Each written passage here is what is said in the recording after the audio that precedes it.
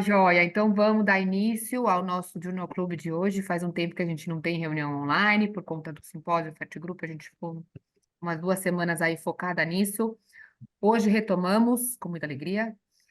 Hoje nós temos o Dr. Paulo Galo, diretor médico da Clínica Vida Fert Group, que vai falar sobre explorando protocolos de step down e regimes prolongados de estímulo ovariano controlado. Como moderadora, nós temos a doutora Fernanda Valente, especialista em reprodução assistida e sócia fundadora da Ciclos Medicina Reprodutiva.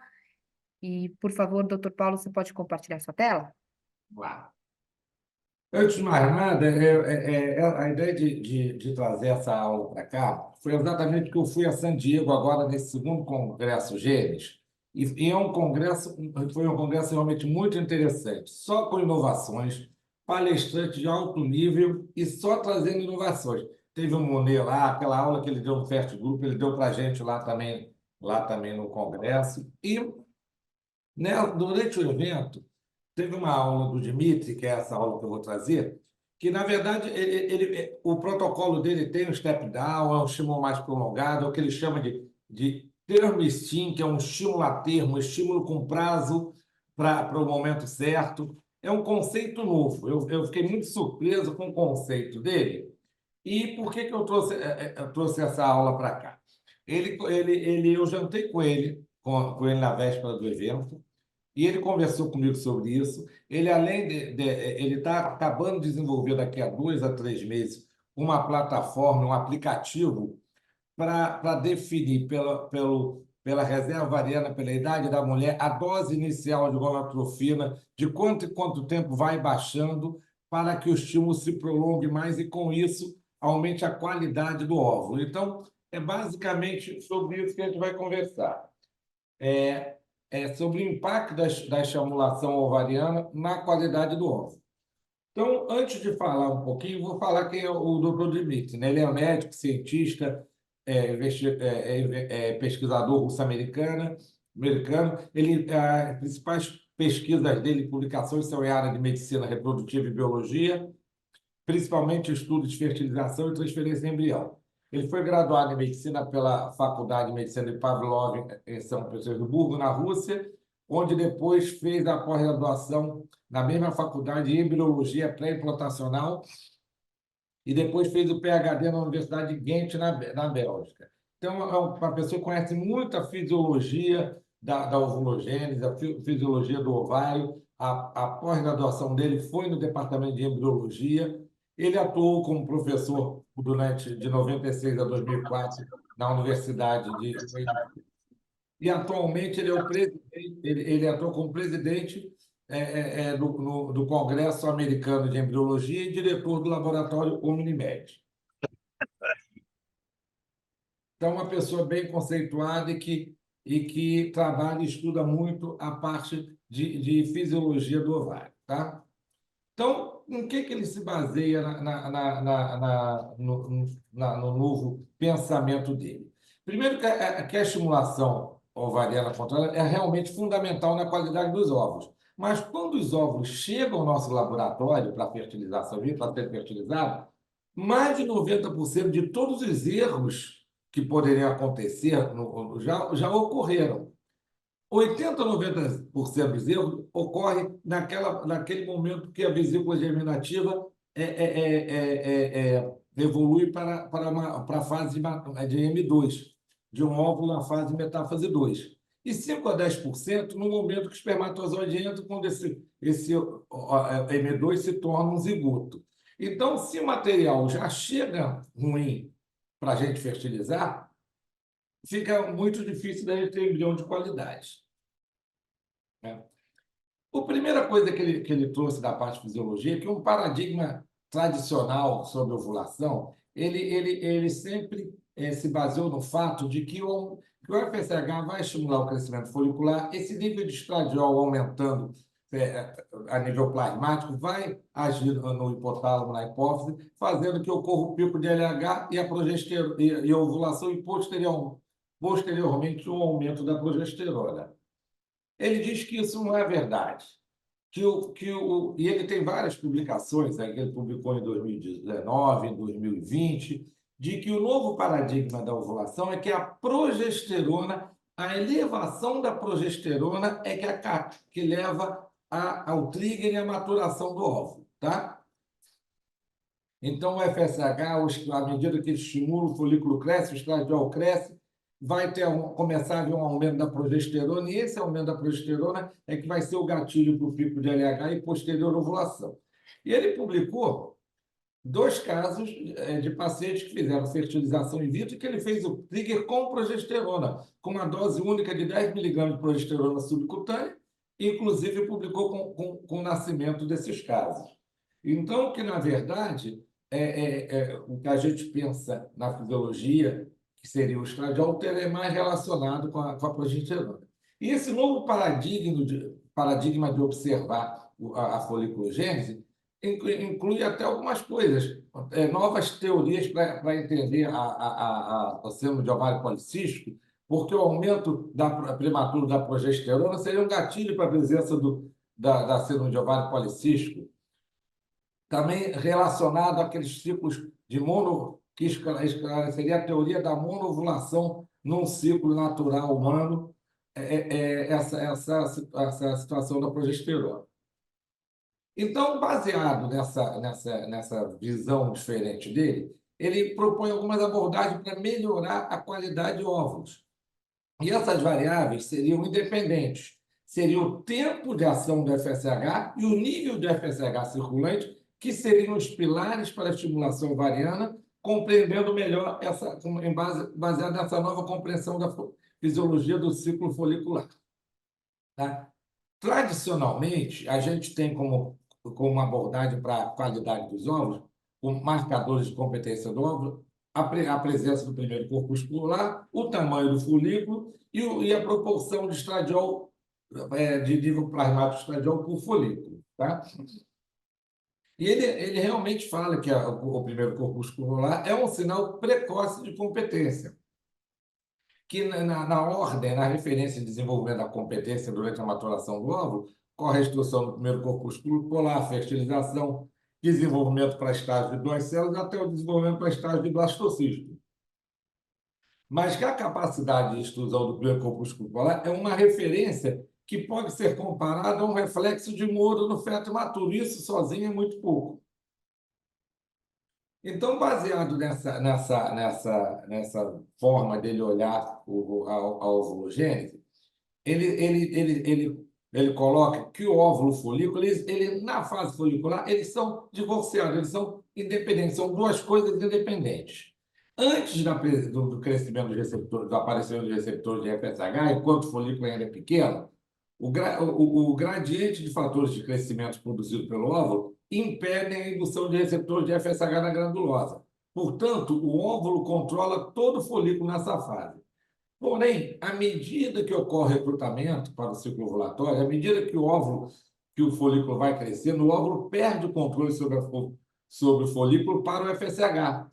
O seu tempo de maturação acaba ficando à mercê do folículo. Portanto, o nível de estradiol e o tamanho do folículo não dizem nada a respeito da competência do óvulo nessa fase. Então, ele coloca que o nível de estradiol, os níveis plasmáticos de estradiol e o tamanho do folículo refletem o folículo e não o óvulo. Tá? E são apenas formas diferentes de quantificar o progresso do folículo. Eles veem a caixa, mas não o óvulo, o conteúdo da caixa. Por isso que o maior folículo nem sempre contém o melhor óvulo. Né? E ele fala que essas tentativas de inteligência artificial para tentar melhorar a competência ossitária não vai chegar a lugar nenhum. Porque se o conjunto de dados estiver incompleto ou baseado numa compreensão errada do mecanismo, as recomendações da inteligência artificial também serão imprecisas ou até potencialmente prejudiciais. Né? E o fato da fertilização in vitro já ser usada há mais de 30 anos com sucesso, nunca na história da humanidade uma suposição errada foi uma barreira para a prática bem-sucedida da medicina. E ele chama a atenção que os resultados da FIV não melhoraram nos últimos 10 anos. A gente está conseguindo melhorar meio de cultivo, está conseguindo melhorar um time-lapse, a visualização do crescimento folicular, mas pouco se mexeu na estimulação ovariana nos últimos anos. Ele acha que esse conceito da estimulação ovariana adequada é que pode melhorar os resultados da fertilização in vitro. Tá? Então, ele criou o que ele chama de term stimulation, term stim, que a tradução seria estimulação a termo ou estimulação num prazo correto. Tá? Foi a tradução que eu consegui encontrar. E que ele alega que o tempo de estimulação do folículo e o nível de FSH circulante serão os pilares para a estimulação ovariana adequada. Vamos lá. E que o ciclo, muitas vezes, num ciclo de estimulação ovariana normal, a gente acaba tendo um ciclo curto, aspirando esses óvulos antes do 11º, 12º dia. Né? E que esse ciclo encurtado é devido a fase folicular, está ligado a uma redução da fecundidade. Em que ele se baseia? Ele tem várias publicações sobre esse assunto. Ele coloca que, num ciclo espontâneo, o período que a mulher tem a melhor fertilidade, que é entre os 18 e 24, entre 25 e 29 anos, a média da fase folicular é de 18 dias. E depois dos 30 anos, começa a cair, ó, e as taxas de gravidez caem, enquanto a média de duração da fase folicular se mantém estável. Então, o que muda com a idade, à medida que a mulher vai ficando mais velha, que a competência ossária vai ficando pior, é uma diminuição da fase folicular, enquanto a fase lútea se mantém inalterada. E para ele, esse prazo da fase folicular é muito importante. Então, a estimulação a termo, para tentar imitar a fase folicular de um ciclo espontâneo, deveria ter por volta de 16 dias, para que, após o trigger, complete 18 dias. Tá? É esse que é o conceito de uma estimulação oocitária no prazo correto, no termo correto. Tá? Bom, enquanto o estradiol circulante é um marcador do desenvolvimento folicular, o FSH circulante é um marcador de saúde do ócito.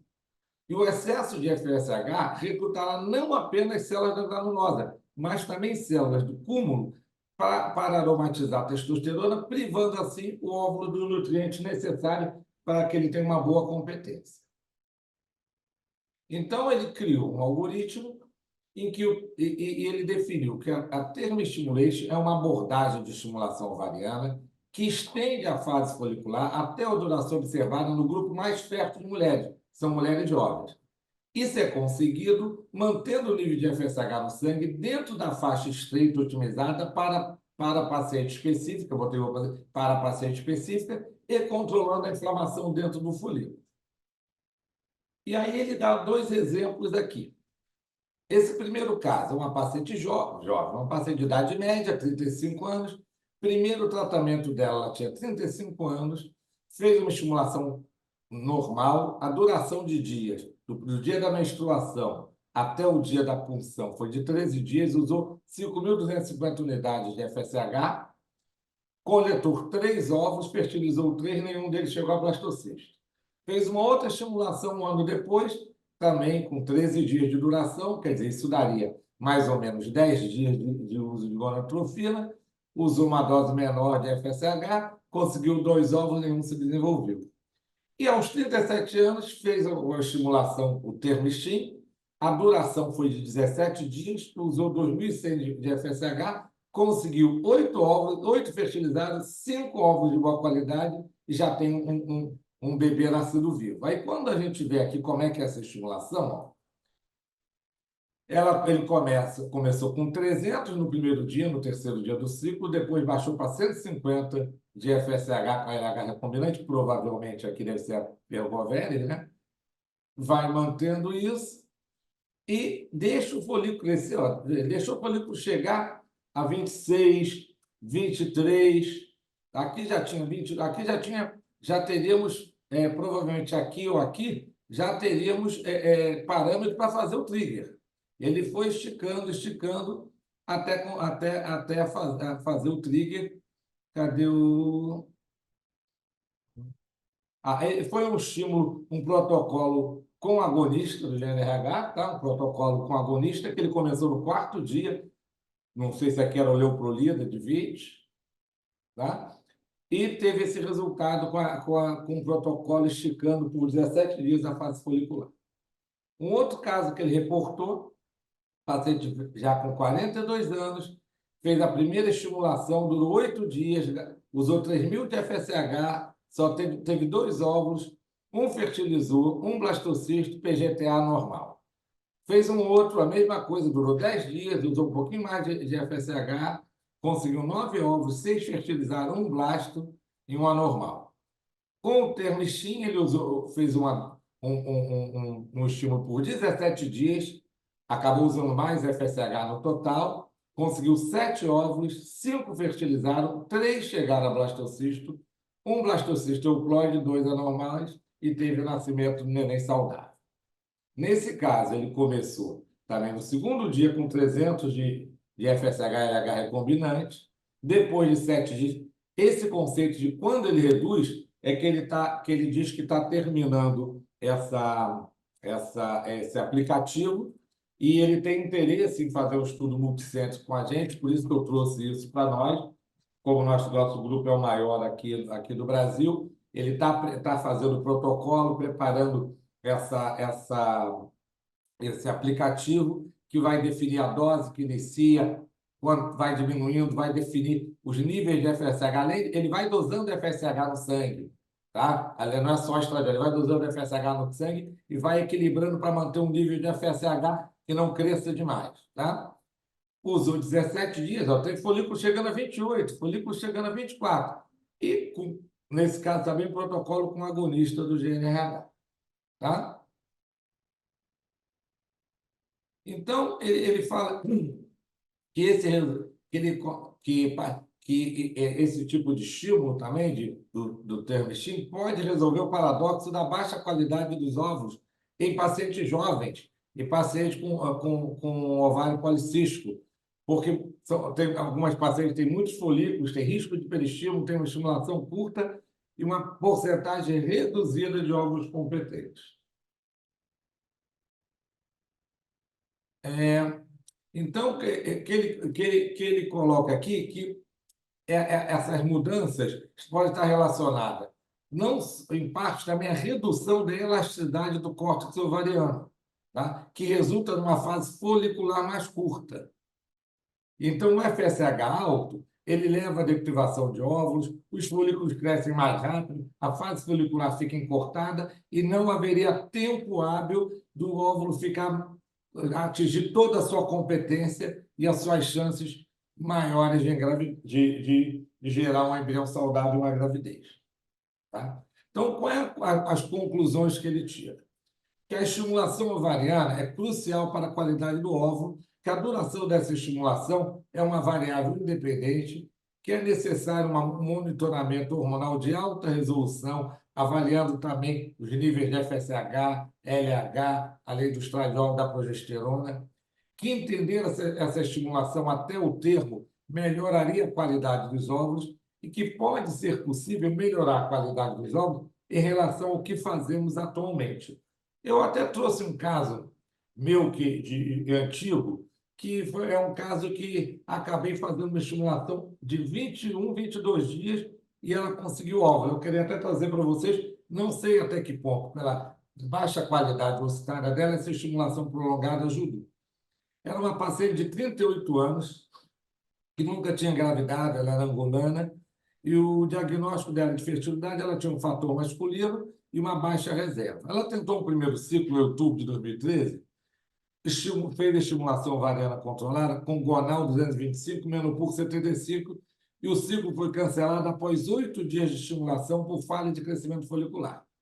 Foi prescrito testosterona gel para ela e 3 meses depois fizemos um novo ciclo com estimulação ovariana controlada com 300 de pergovéria e cancelamos o ciclo após 10 dias de estimulação por falha de crescimento folicular. Tá?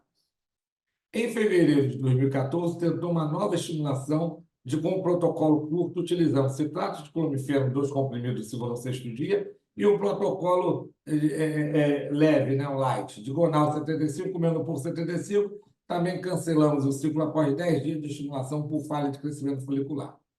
Indiquei a paciente ovo-recepção, ela não aceitou de jeito nenhum. Pediu, pelo amor de Deus, que tentasse mais uma vez. E, em março de 2014, fez uma nova estimulação ovariana com um protocolo longo. Iniciei um agonista diário, o Lupron, cerca de 7 dias antes da menstruação, e usei Gonal 75, comendo por 75, iniciado no segundo dia do ciclo. Essa paciente começou a estimulação no dia 10 de março, tá? E até que todo mundo que fazia ultrassom lá na clínica comigo, cancela, cancela, não vai dar em nada, não vai dar em nada. 11, 12 dias de estimulação. E eu resolvi ela não queria parar, vamos continuar, vamos continuar. Começou a crescer um folículo de um lado, depois começou a crescer um folículo do outro. Você vê, ela começou no dia 10, foi até o dia 31, ou seja, ela fez 22 dias de estimulação. Um folículo de 20, uma com 14,5, aí eu já não... Chegou esse de 20, falei, chega, vamos funcionar. Opa. Conseguimos 2 óvulos, os 2 óvulos eram maduros, fase metáfase 2, só um fertilizou, era um embrião feio no segundo dia, era um embrião com 2 células diferentes, tá?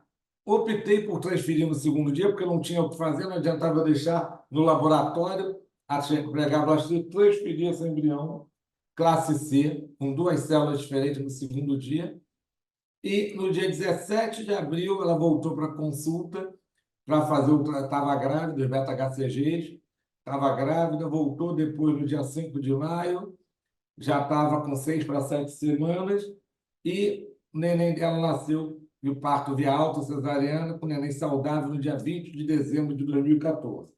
Não sei até que ponto esse estímulo prolongado aí que eu fiz, sem querer, eu entrei nessa fisiologia aí que ele está descrevendo, mas eu tenho alguns casos de pacientes mais respondedoras que eu prolongo o estímulo com 22 dias, só ela, mas já tive paciente com 15, 17, 18 que conseguiram embrião euploide engravidado. Eu fazia isso meio empiricamente, porque eram pacientes mais respondedoras e que o que viesse era lucro.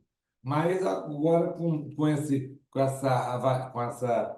essa explicação aí do Dr. Dimitri, não sei se teria alguma coisa a ver com esse prolongamento da fase folicular, levando uma competência melhor desses órgãos.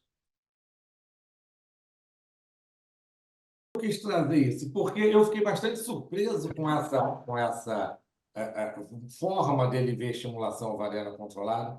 Achei que muita coisa que ele fala faz sentido pela fisiologia, né? E ele está disposto a prosseguir na investigação e nos estudos em relação a isso.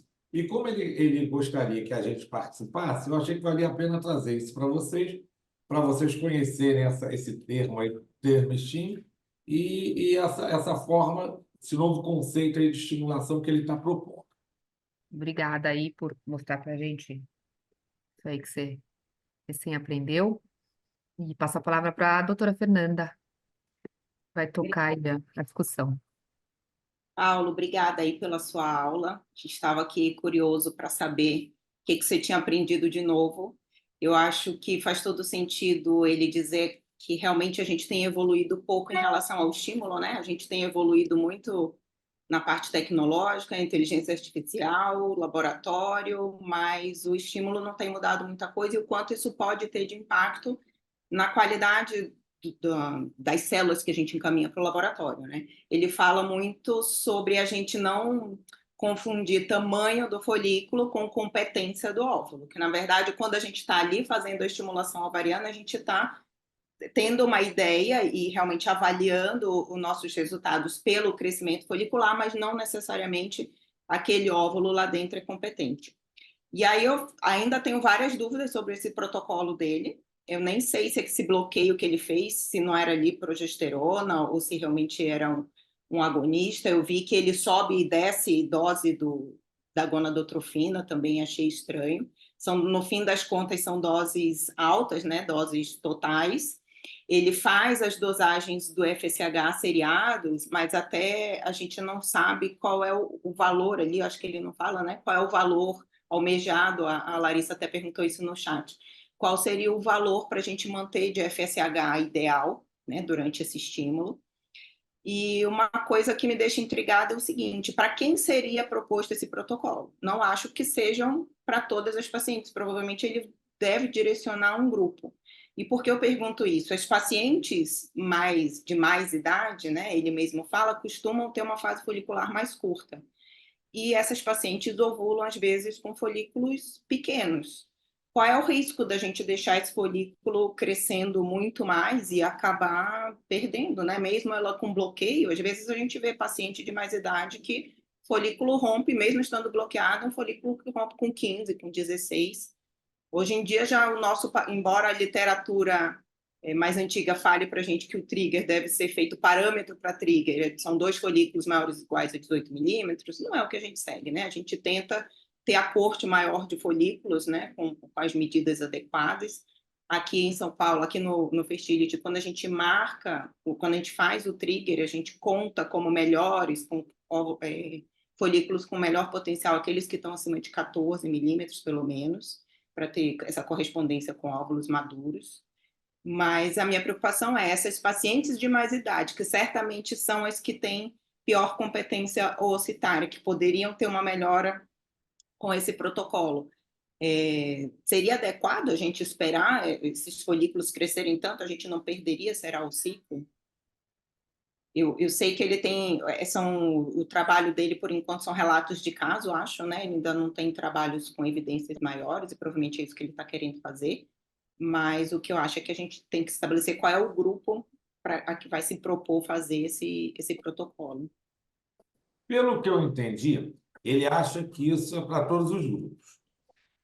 Uma coisa que eu fiquei assustado é porque como eu vi que os 2 protocolos que ele usou o análogo agonista. E aí você fica naquela situação em caso de risco de peristímulo, porque aí você tem que fazer, você não poderia fazer o trigger com HCG. Teria que fazer o trigger com HCG e aí seria arriscado. Mas pelo que eu entendi, do que eu conversei com ele, ele não mostrou isso na aula. E é isso que é o aplicativo que ele quer fazer. O aplicativo dele vai ver a dose inicial de gonadotrofina baseado em hormônio antimileriano, idade da paciente, reserva ovariana, de um modo geral, para ele fazer a estimulação, começando com níveis que não cresçam muito. Então, eu percebi ali que ele vai depender daquela dose que ele aumenta ou que ele abaixa, de acordo com as dosagens de FSH que ele faz seriada.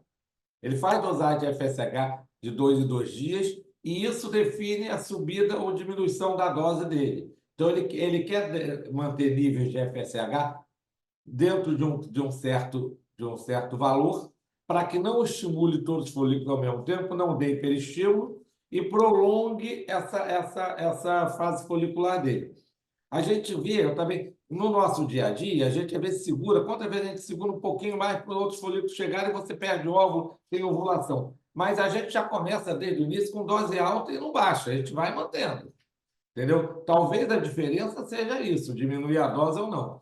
Mas eu estou aguardando. Ele falou que daqui a 2, 3 meses faz o contato para conversar com a gente sobre isso. O que eu achei diferente foi a primeira vez que eu vi alguém encarar a estimulação ovariana dessa maneira, olhando com essa visão. Como ele é uma pessoa muito conceituada na área de foliculogênese, o estudo dele todo nessa fase de estimulação ovariana e tudo mais, acho que ele deve ter alguma razão para pensar assim, mas eu fiquei tão surpreso quanto vocês. Na hora que eu vi a aula dele, eu fotografei e comecei a mandei até para o Edson sobre essa aula dele aí, no dia da apresentação dele. Uma outra coisa que ele controla é o nível de progesterona. Porque, segundo ele, quem faz o trigger é a progesterona. Então, se a progesterona começa a subir, ele baixa mais a dose da gonadotrofina para evitar que a progesterona suba Tá. né? E evitar que ovule mesmo com o folículo estando um pouco maior. Então, na verdade, o controle que ele fala ali de fazer um controle hormonal maior é que geralmente a gente estimula e fica de olho só no estradiol. Uhum. E ele fica de olho no estradiol, no FSH, no LH e na progesterona, e é baseado nessas dosagens, nesses níveis todos, é que ele vai mexendo na dose para baixo ou para cima, entendeu? Aliás, estou vendo o Lister de mão levantada, a gente conhece, Lister. Mandou um abraço para você. Lister, você quer falar? Pode abrir seu microfone. Obrigado, obrigado. Eu já tive essa conversa várias vezes. Eu só vou comentar algumas coisas para vocês também tentarem pensar melhor. A tese de doutorado do Dirceu foi que o folículo cresce de 1,2 a 2,2, desculpa, eu estou na rua, de 1,2 a 2,2 milímetros por dia. Então você vai ter ciclos mais longos e mais curtos. O Pepe Balmaceda mostrou que você tira folículos maduros desde 16 até 25 milímetros. Então, realmente, o tamanho do folículo não condiz com a coisa da capacidade ovulatória. O Paulo sabe que eu criei um protocolo que a gente usa uma dose altíssima de Elonva, um protocolo longo em pacientes mais velhos, a gente tira muito mais novos. A gente tira sempre entre 22 e 24 milímetros. Recentemente eu estava conversando com o Dmitry, Dr. Tsev, que hoje tem um ramo da medicina, para quem não conhece, que chama Translational. Ele não é embriologista, quer dizer, ele é embriologista e médico ao mesmo tempo, mas ele transporta informações de um campo para o outro. E quando eu falei desse meu protocolo, ele falou, você tem razão, porque amadurece mais até as células do cúmulo do óvulo, dando uma vitalidade maior para os óvulos mais velhos. Então, esse protocolo, o longo, já é mais indicado, você pode ver em qualquer literatura para as mulheres mais velhas. E uma última coisa, que acima de 300 unidades você consegue um óvulo a mais só. Pode usar 450, 600. Mas essa longevidade tem alguma coisa a ver. Eu nunca tinha visto chegar em 28, mas tem a ver em mulheres mais velhas, a gente consegue óvulos de melhor qualidade e óvulos que chegam ao blastocista e tem uma taxa de gravidez maior. Alguém mais quer falar aí antes de entrarmos aqui no chat? Pode falar, não sei quem é, mas pode falar, cadê? É Margarida, é o Margarida. Pode falar, pode falar. Bom, boa noite a todos. Olá, Paulo. Parabéns aí pela apresentação. Muito meu amigo. Saudades. Olha, interessante, né?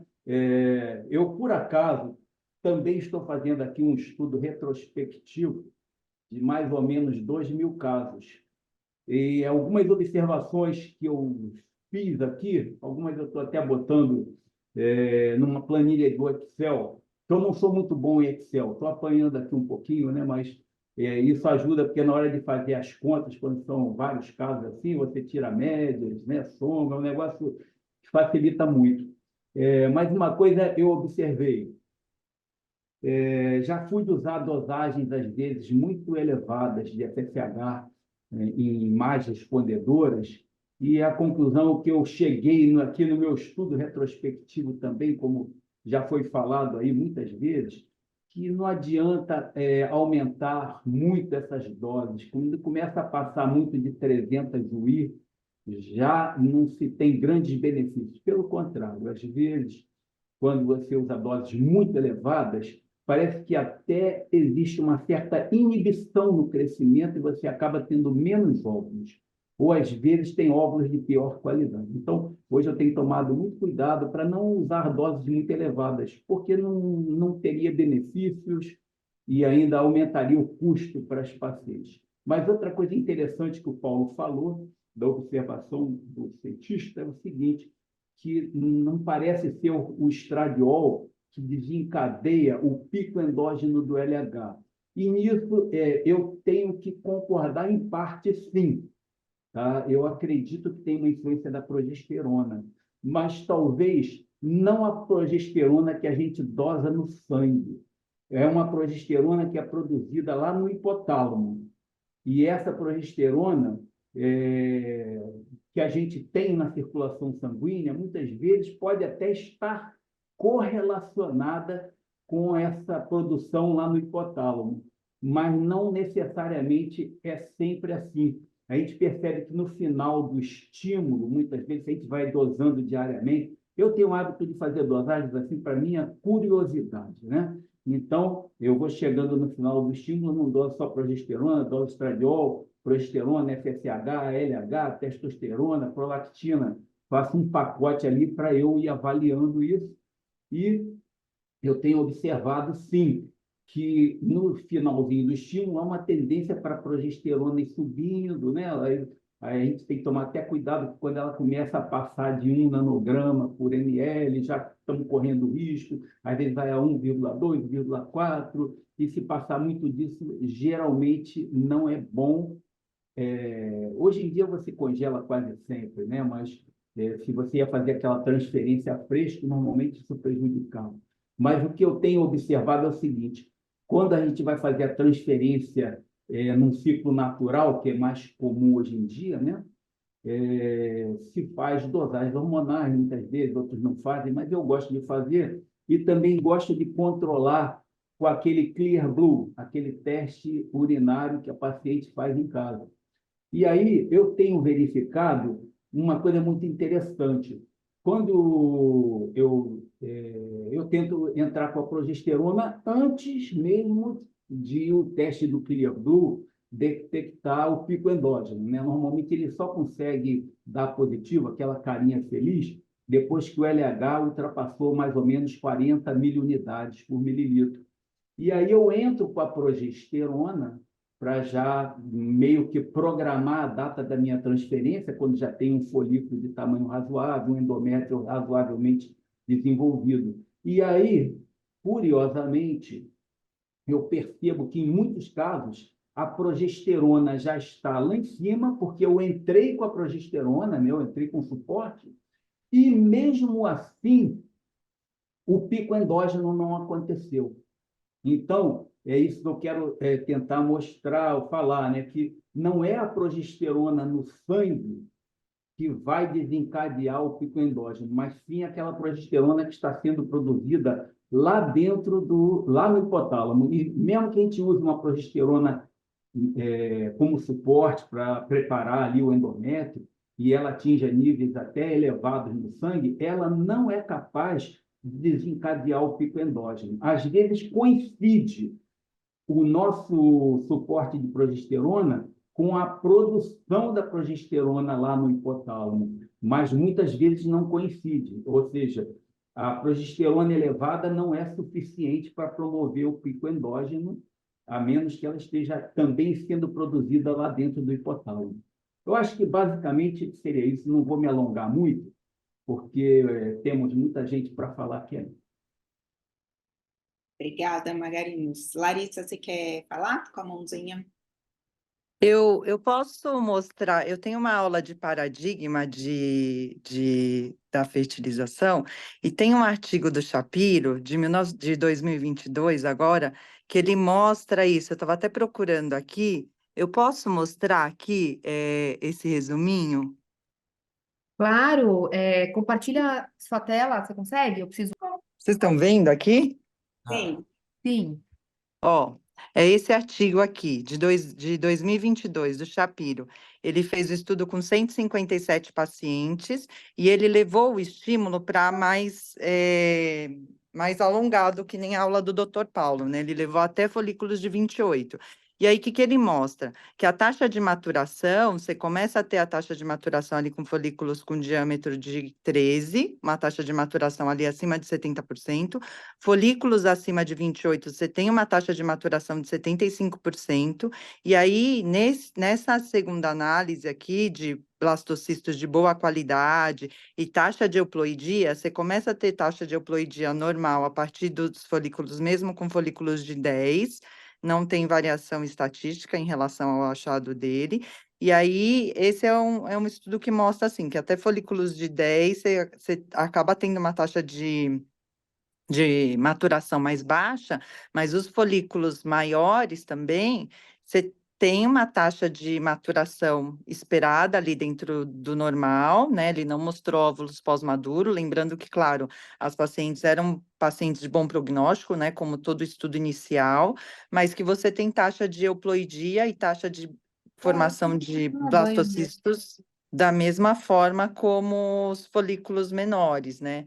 O grande risco, eu concordo, que são as pacientes com a Fernanda, que são as pacientes ali de maior idade, que a gente acaba vendo essa ovulação precoce, né? Esse risco de ovulação precoce, principalmente quando tem baixa reserva ovariana.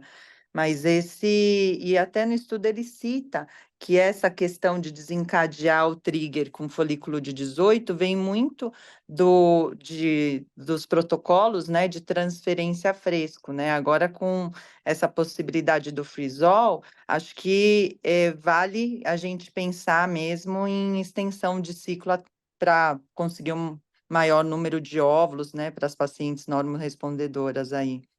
Acho que o Dr. Wagner quer falar.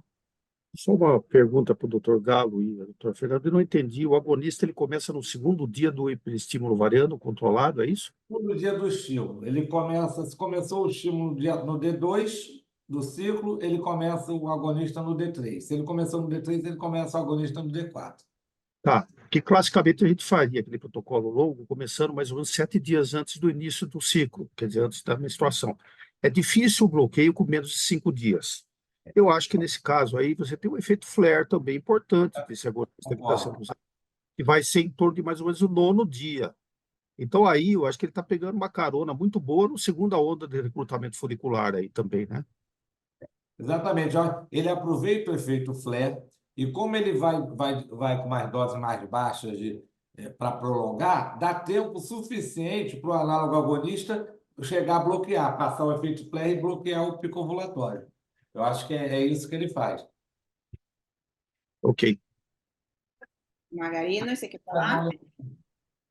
E complementando, Wagner, repara só, ele faz esse agonista numa dose muito pequena.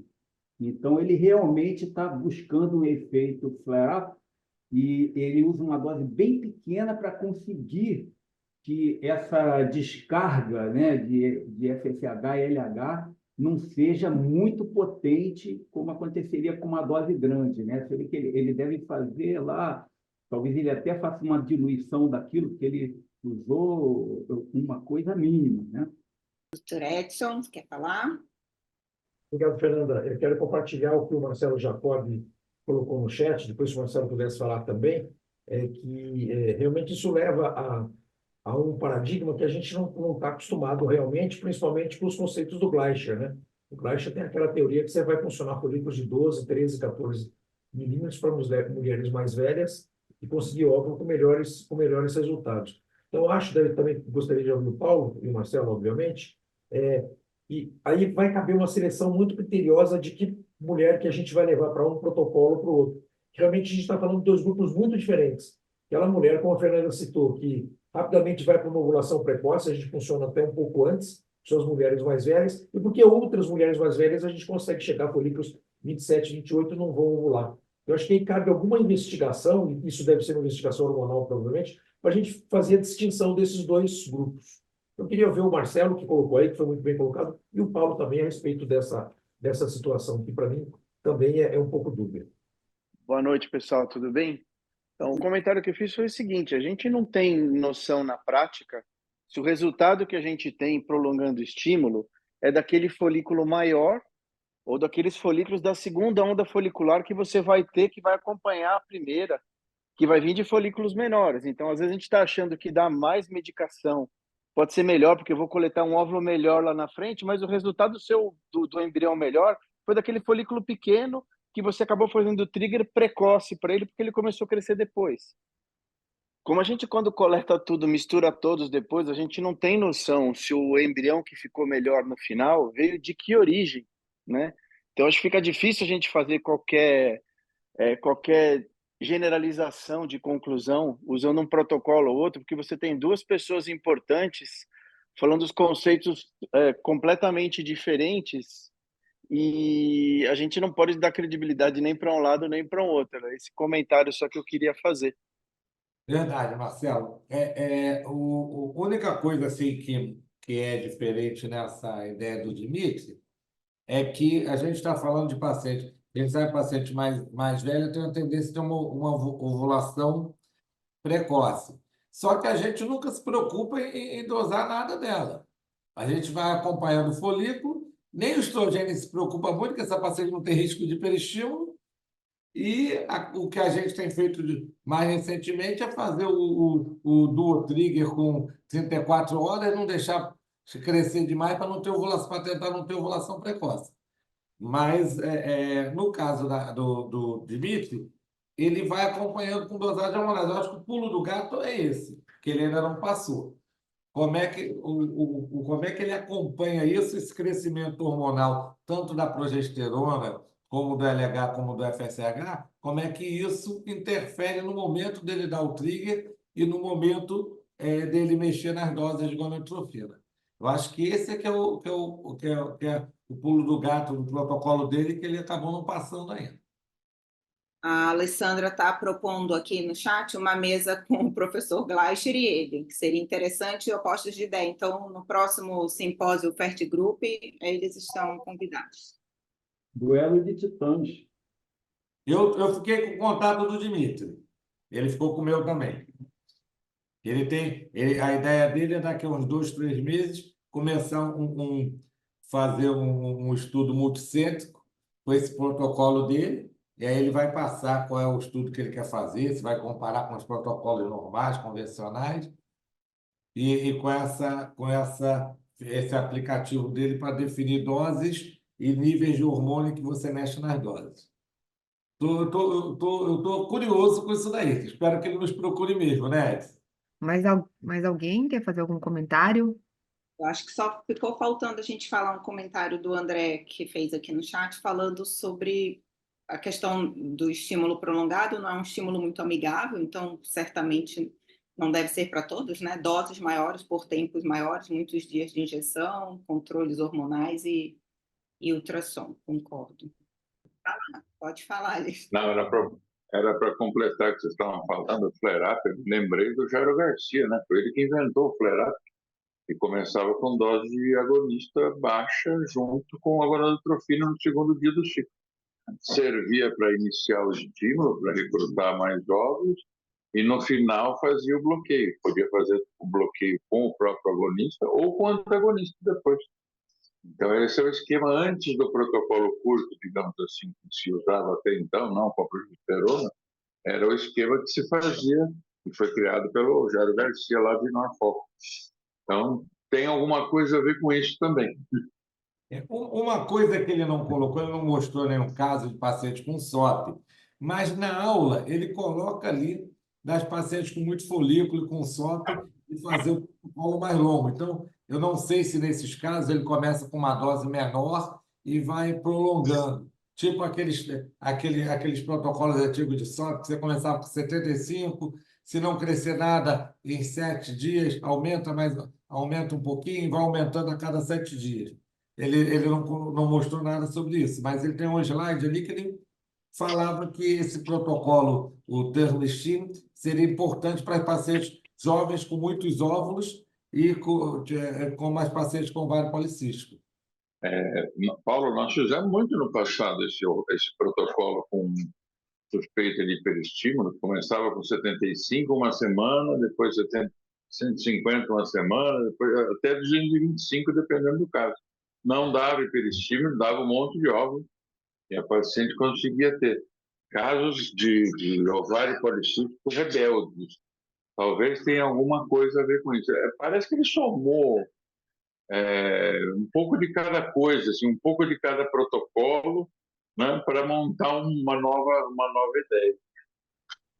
Exatamente. É isso mesmo, Lister. Tem aquelas pacientes que você começa com uma dose de 150, aumenta para 225, crescer 40 óvulos. Aí você vai aos pouquinhos, aumenta 75. Tem gente até que aumentando de 37,5 e 37,5 a cada semana, e você tinha um crescimento um pouco mais homogêneo dessas pacientes com SOP. Muito bom. Acho que é isso, né, doutora Fernanda? Acho que sim, Dani. O último comentário aqui do Marcelo falando que nem sempre os folículos maiores no dia do trigger ainda estão disponíveis no dia da aspiração, né? Alguns se rompem, a gente vê muitos, às vezes vêm vazios. Alguns trabalhos, Marcelo, aquilo que você falou da gente não saber exatamente, né, qual embrião veio de qual folículo, mas alguns trabalhos eles separam, né? Fazem o controle individual do óvulo que veio de cada folículo e o desenvolvimento embrionário. Não sei qual Ele se... Eu não consigo levantar a mão pelo celular, não sei se eu estou te invadindo, desculpa, Fernanda. Estamos ouvindo, Marcelo, estamos ouvindo. Recentemente teve uma publicação no Fertility, onde ele realmente fez o que você falou. Ele mapeou, né, todos os folículos que estavam no dia do trigger e que estavam no dia da aspiração. É um trabalho que nem mediu os diâmetros, ele mediu o volume. Tá. E ele mostrava que os folículos que têm acima de 2 centímetros no dia do trigger têm um risco maior de romper até o dia da aspiração. E os que têm acima de 3 centímetros cúbicos, que vai dar um diâmetro aproximadamente de uns 24, eles têm 4 vezes mais chance de não estar presentes no dia da aspiração. Então, essa perda que a gente tem em relação ao dia do trigger e o dia da aspiração, ninguém faz o mapeamento, até porque o ovário muda de posição. No dia que você fez o ultrassom no dia do trigger, ele está numa posição. Os folículos crescem, mais de metade dos folículos crescem ainda entre o dia do trigger e o dia da aspiração. A posição que o ovário vai estar não é a mesma, né? E folículos que a gente acha que a gente está funcionando, que eram aqueles do dia do trigger, eles nem presentes mais, eles estão no dia da aspiração. Entendi o que você quer dizer. Então, às vezes, a gente está considerando que teve óvulos bons, mas pode ser que tenham vindo dos folículos que estavam ali inferiores, né? Que estavam medianos, e não dos... Exatamente, os menores, né? Uhum. Acho que é isso. Alguém mais quer falar, gente? Quer comentar? Magarinos, pode falar? Bom, se ainda o tempo permitir aqui, eu queria complementar uma coisinha interessante, né? Essa pesquisa retrospectiva que eu estou fazendo aqui nos casos acabou abrangendo vários parâmetros, mas o meu objetivo principal, o meu foco, era em cima do trigger, né? Então, como eu estou pegando casos já muito antigos também, né? Vim lá de trás, eu já fiz trigger com 20.000 UI de HCG, já fiz trigger com 15.000 UI de HCG, já fiz com 10.000 UI, que por um tempo também foi muito usado, já fiz com 8.000, com 7.000, com 6.500, com 5.000, com 4.000, com 3.000. Bom, eu fui tentando, antes de aparecer essa noção de fazer o trigger com análogo, eu fui tentando diminuir ao mínimo a dose do HCG para verificar qual a dose mínima que não comprometeria a produção de óvulos maduros, né? E para tentar diminuir o risco de síndrome de hiperestimulação ovariana, que era comum naquele tempo, né? E, atualmente, as pessoas vêm fazendo muito trigger com análogo, mas eu também questiono até onde o trigger com análogo, da maneira como é feito, é perfeito, porque quando eu faço as dosagens hormonais, que eu comentei com vocês, que eu vou fazendo praticamente diariamente, principalmente no dia do trigger, eu faço dosagem de manhã, um dia depois do trigger, ou seja, na véspera da coleta dos óvulos, eu faço dosagens de manhã. No dia da coleta dos óvulos, eu ainda faço dosagens de manhã para avaliar o efeito do meu trigger.